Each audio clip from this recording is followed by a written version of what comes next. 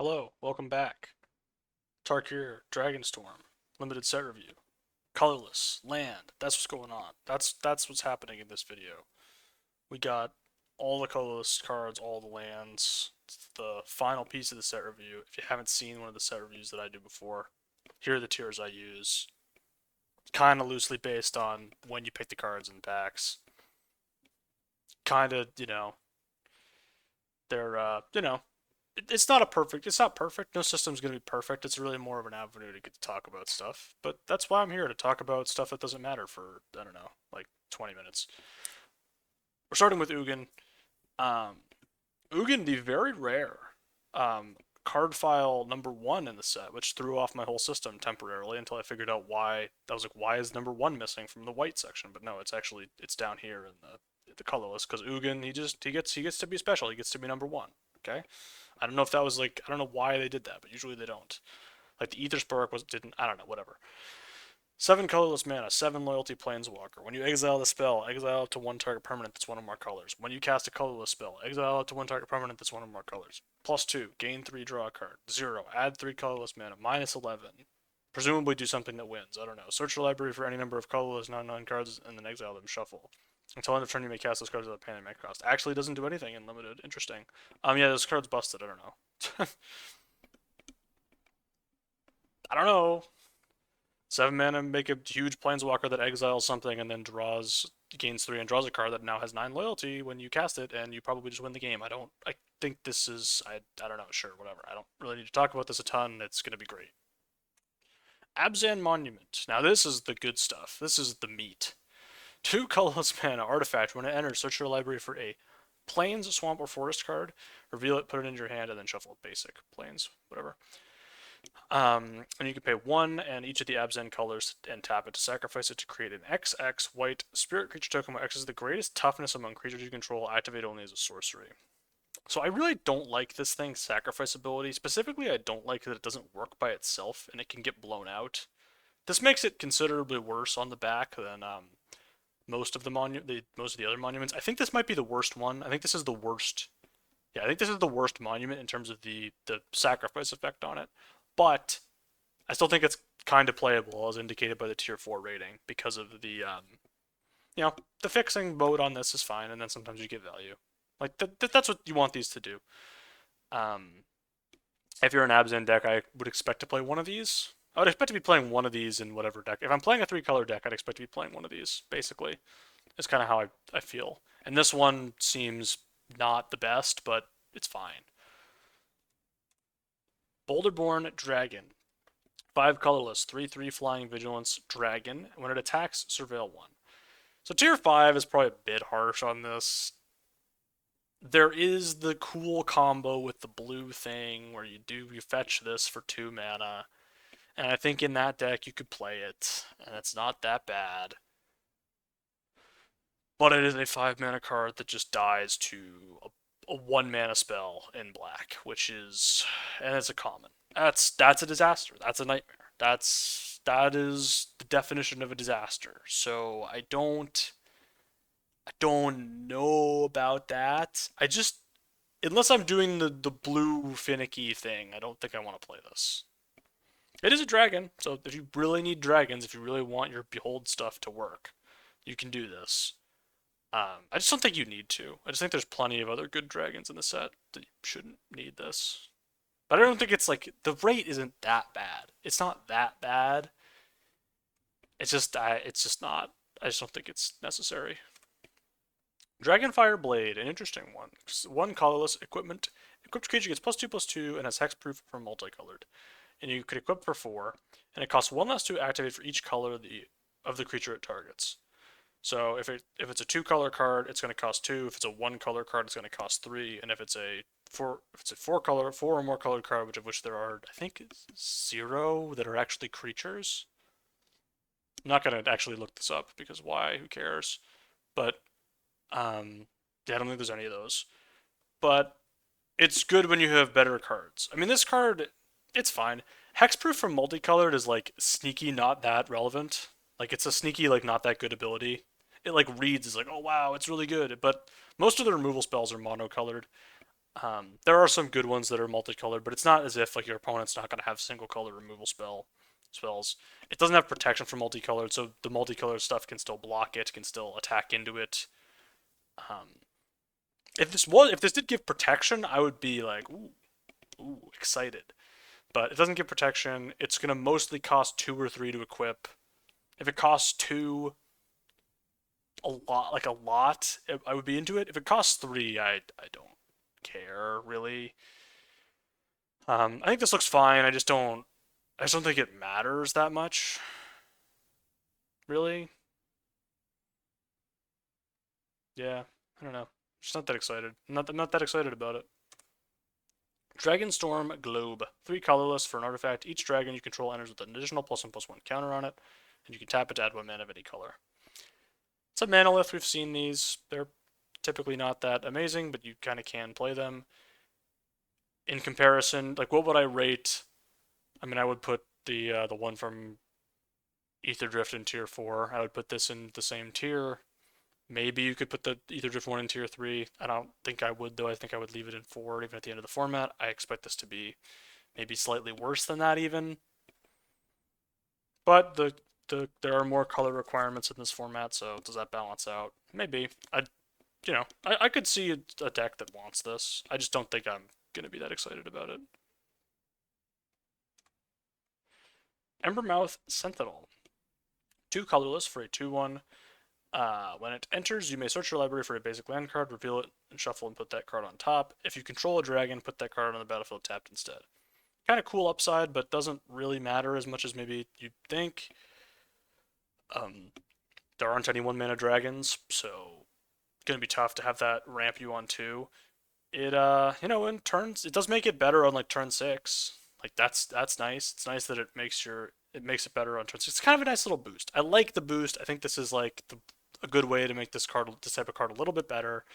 These type of cards are fine. You can play them if you need the fixing, and I expect that I will play this card in this set at some point because sometimes you're just going to need the fixing. But I don't think it's going to be super exciting.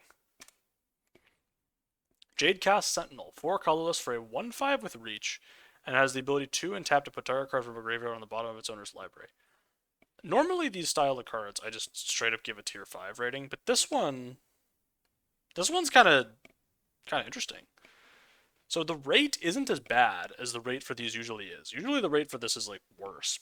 Specifically because they don't really like this one's rate is not so bad because it's for a couple of reasons. One, it has 1 point of power and not 0. That's really significant. That's infinitely more points of power. Um, actually, infinitely more. And 2/5 toughness. That's a lot of toughness. That dodges some removal. Has reach. Like the goal with these type of cards is extend the game, manipulate the graveyards, make it so your opponent's stuff that wants to interact with graveyards doesn't work, and your stuff that wants to interact with graveyards does. And it's like I don't know, and this like there's like leaves graveyard synergy stuff, and like I like this for this type of effect. I usually will never play it. I could totally see playing this at least at some point during the format. I could totally see that happening. I don't think it's going to be a day one thing, but I do like this card. I like it. I think this is actually this is as about as pushed as I think we've seen this card type. I know the Duskmourn like 4/4 flyer people liked, but I think this is stronger than that card. Um, so kind of like it. Don't know. Jeskai Monument. 2 colorless for an artifact when it enters, search your library for a basic island, mountain, or plains. Reveal it, put it into your hand, shuffle, and you can pay 1 and each of the Jeskai colors to sacrifice it and create 2/1/1 birds with flying, activate only as a sorcery. So this is the Jeskai version of this. A couple of reasons I like this one a lot better than the Abzan version. One, you get the sacrifice mode works by itself, and it makes 2 flyers, which is relevant. Two, Jeskai ostensibly cares about double spelling a lot. This is actually a card that really helps you with doing that in a number of ways. One, it's a 2 mana spell, so on turn 4 you can double spell with it. And 2, it just helps you find an extra land, so that you can cast more spells reliably. I think this is kind of a card that Jeskai is going to want. If Jeskai is a reasonable deck that's good, I think this is this is going to be something that you do want in this deck. The problem is if the deck is too like aggressive leaning, then this is just bad. And I probably should move it back down to tier 4 because like, am I really going to pick this in the middle of the pack? Oh, but like Teamer might play this. No, because you actually need the white mana to. I think I should move. Yeah, I think I should move this one down. I'm actually going to do that. It's just, I mean, again, you're gonna play all of these. I think in pretty much any deck that's each of the three colors of these monuments. I think you'll probably play the first copy of any of them, but you're not gonna take them that high because you don't need to because they're only for your deck, right? These are the cards you need to be getting late if you're drafting a 3-color deck. Mardu Monument, 2 colorless for a artifact that when it enters, search your library for a basic mountain, plains, or swamp, reveal it, put it in your hand, shuffle, and you can pay 2 in each of the Mardu colors. To sacrifice it and create 3/1/1 red creature tokens, they gain menace and haste until end of turn, so activate only as a sorcery. So this is kind of like weird and confusing because these tokens don't get sacrificed at your end step, and there's a lot of tokens that do, so that's fun. I don't know. I don't know why we did this, but it is what it is. Yeah, I mean this effect is tame-ish. The temporary menace it does matter. Like it's better than it kind of reads. Like it kind of reads as, oh, you're gonna hit me for 3. Who cares? But it kind of matters. They get haste. That's nice. It is 5 mana. I don't know how much Mardu really wants this because it's theoretically a faster deck. So maybe a little better in terms of rate, maybe a little worse in terms of need. So I think another playable but not super exciting card. Mox Jasper, 0 mana for an artifact. Tap it to add 1 mana of any color. Activate only if you control a dragon.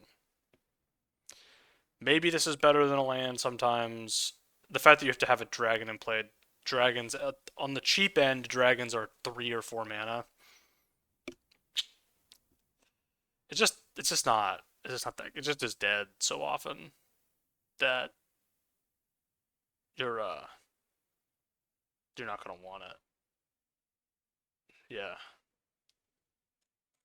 Sultai Monument. 2 colorless for an artifact. When it enters, search your library for a basic swamp, forest, or island. Reveal it, put it in your hand, shuffle, and it has 2 and pay 1 of each of the Sultai colors to sacrifice it to create 2 2 black zombie druid creature tokens. Activate only as a sorcery. So, another one like the other monument that seems fine.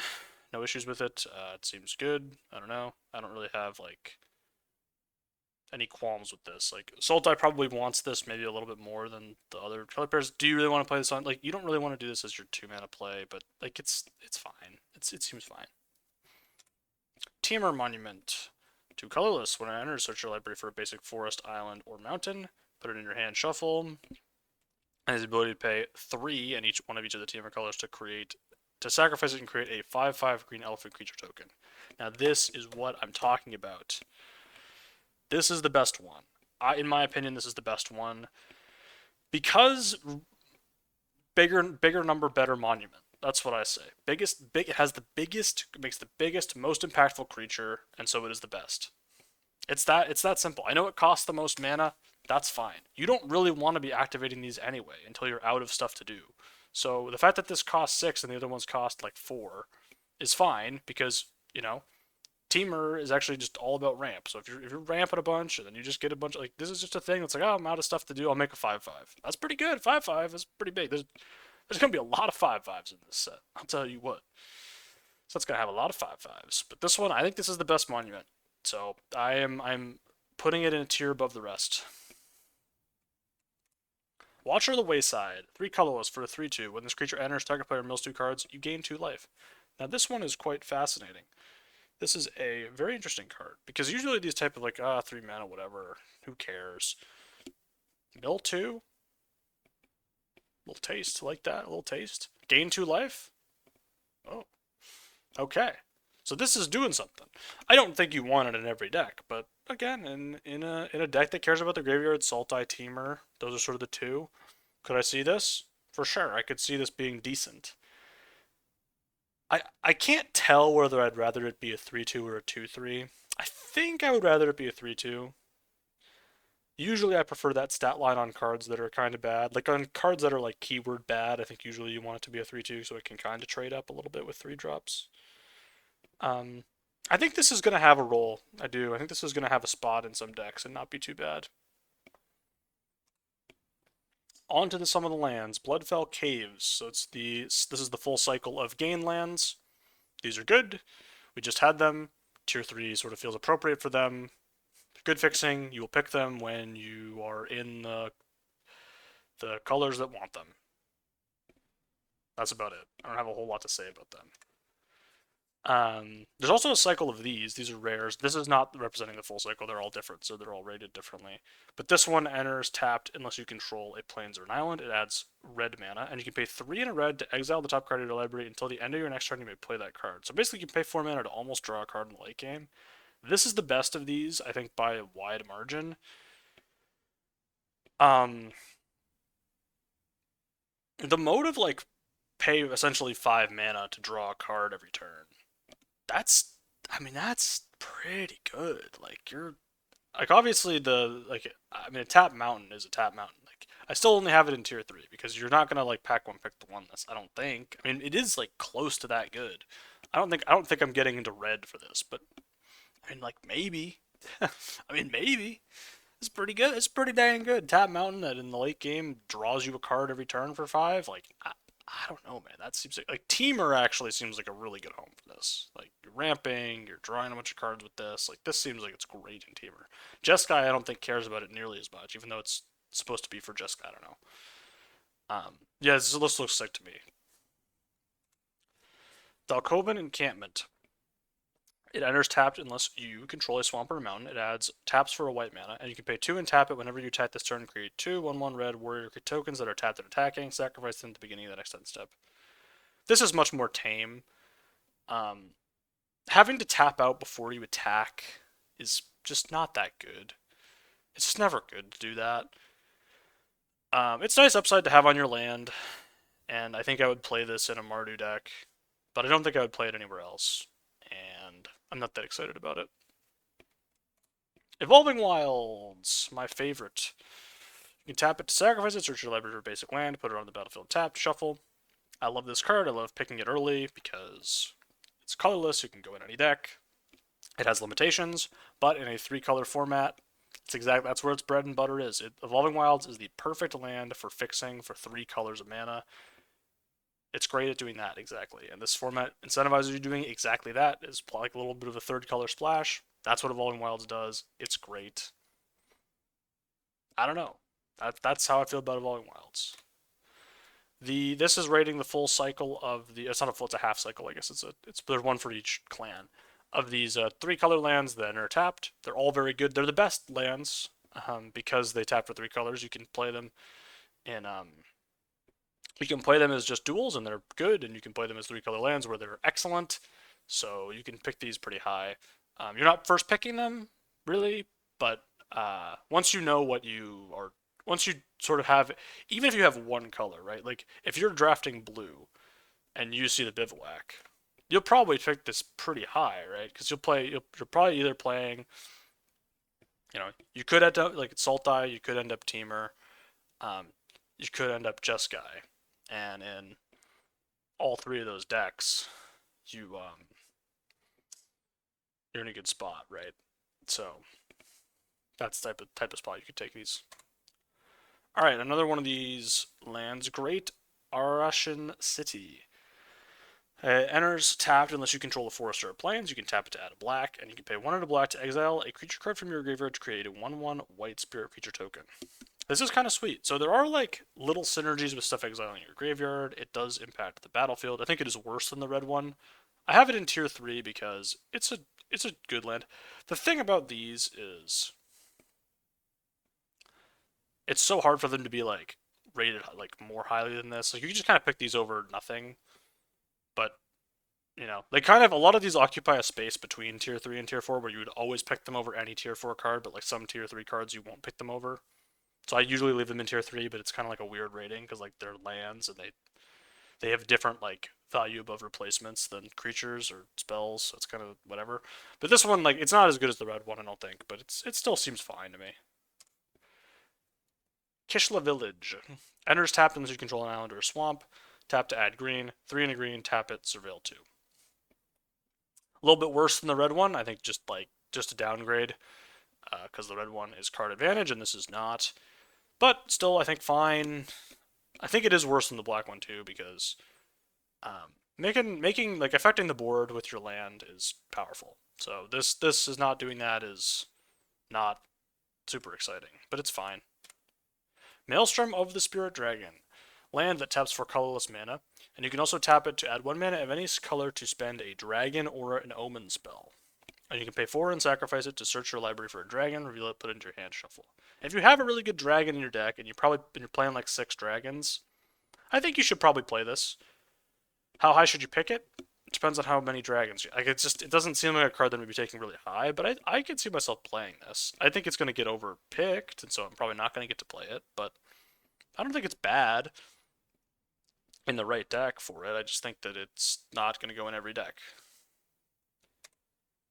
And Mistrais Village, which I believe is the last land, it is. Enters tapped unless you control a mountain or a forest. You can tap it to add blue, and you can also tap it to make the next spell you cast not be counterable. Nope. Very rare for me to give a land like this a tier 5 rating where it's just a tap land that doesn't like I'm never gonna play this. The upside is not worth it. You're like this is just a tapped island. I would rather have an island every single time. So I'm good. I don't need this. I will not play this in any deck. I will not play it. So that's it. That's the end of the land and colorless section of the set review. Always the shortest section, short and sweet. End of the set review. Please go check out the other set review videos. They're nice if you like this type of content. You can subscribe or yeah, just go watch the other videos. They're cool. I like making them. So see you.